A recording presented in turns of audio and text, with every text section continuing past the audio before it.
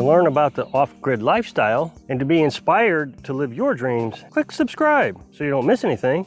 Hit the bell notification. Okay, before I get started, I have to apologize about the lighting. It is 8 o'clock in the morning and it is so dark outside from the rain that there's just no light in here. So I really do apologize. But I think my viewers really do respect what I'm doing and understand that the video quality sometimes isn't up to par because I'm working off grid. So today is a pretty exciting day. This is the start of the finish, I think, of the outside of the house. So today we're gonna go and get the 1x4s and that we're gonna attach to the outside wall in long strips.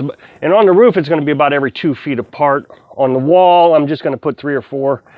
I'm not gonna do it every 2 feet. And I know a lot of the professionals says, oh no, you can't do that. But I mean, we're not building a Hollywood mansion here. We're building a little shed. So it doesn't have to be overkill on everything we do. We don't have strong winds here. We're surrounded by trees. So when we do get a good 60-mile-an-hour wind, the trees really buffer that wind. We're gonna put 1x4s on so we can screw our metal siding into it.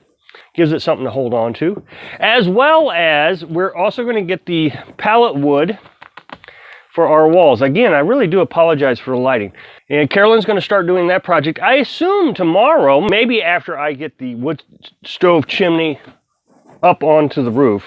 So that means I got to get the metal roof on, cut a hole, which I already have my hole measured out. It's going to be real easy to cut. Put in this, wow, that's going to be hard to see, this chimney. 3 pipes high. That'll be just over 7 feet high, I think. And that'll be 3 feet over the peak of the house, which is code. Out here, there's no restrictions on this little tiny house. I can put the chimney in however I want, but I'm trying to be as safe as possible, so I'm using code standards. So we got her little battery operated saw. She just loves this thing to death, a little Black & Decker, and she's really looking forward to it. And she's also designing the porch. I don't know how much she'll do with that, but she's designing it. She's trying to lay it out how she wants it in her mind. And the porch, for those that I haven't said it in a while, for those that have asked, is where her stove is going to be. She's going to have an outdoor stove. Her kitchen will be in this corner over here. Again, hard to see, but it's going to be next to the door. So she'll have a counter space over there. The tub sink, you have those tub sinks in your laundry room. We'll have a tub sink in our shower. It won't be attached to anything. So we'll be able to pull it out, take a shower, put it back in with our on-demand water heater, which we already use. We use that for everything, our showers, our dishes, everything. It's hard to explain. A lot of people aren't grasping the concept of how our sink is going to work, but it's just a tub sink and it's going to drain right down to the shower. You can put a bucket underneath the sink and it'll catch the water. And that was, again, Carolyn's design. That's what she wanted to do.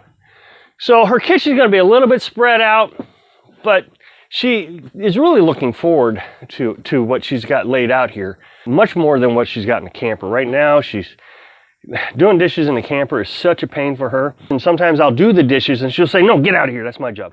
So we've got the flooring material. So as soon as we get at least the first wall board up down at the bottom, we could actually start laying floor too. Then the electric, I gotta worry about the electric.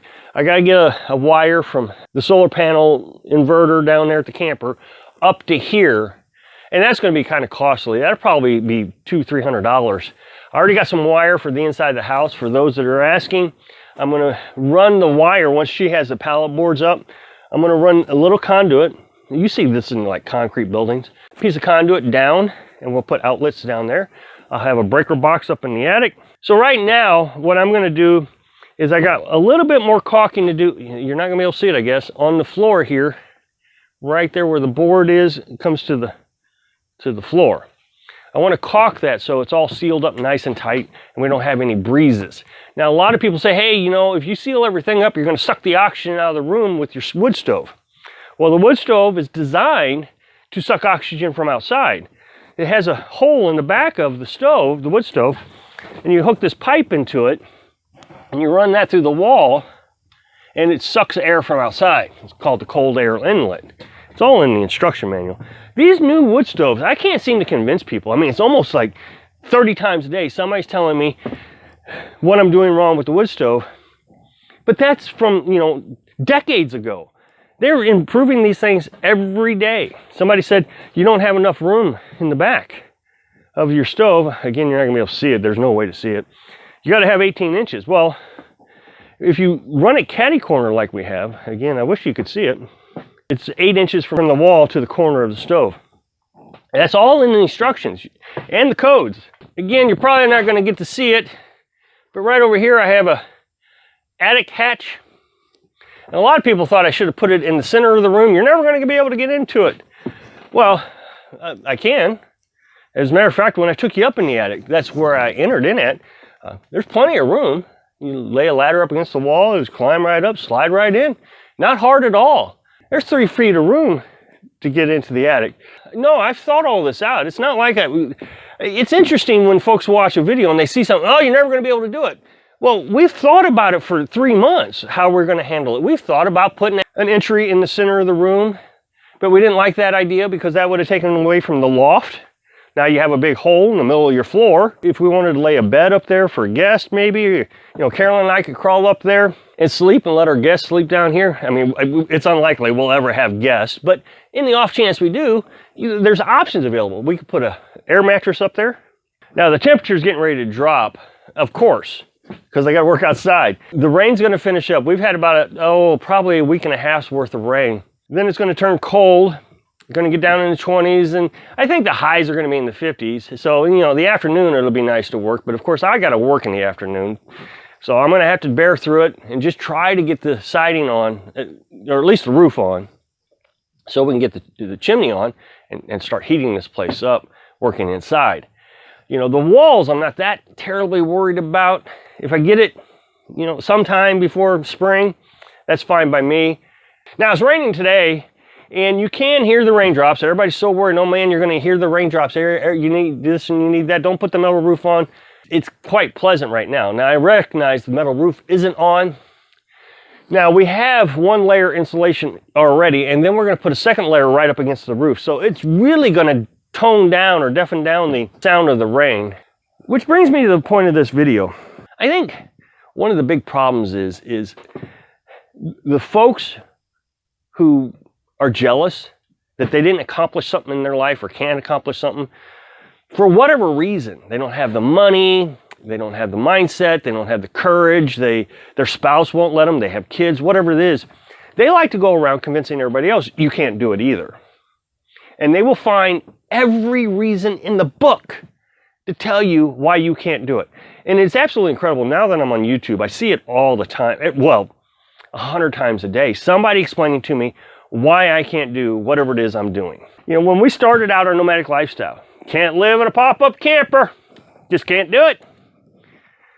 Well, now everybody's doing it. You get on YouTube, you see people in a pop-up camper. I still get messages today. Thanks for showing me that I could travel the country in a pop-up camper.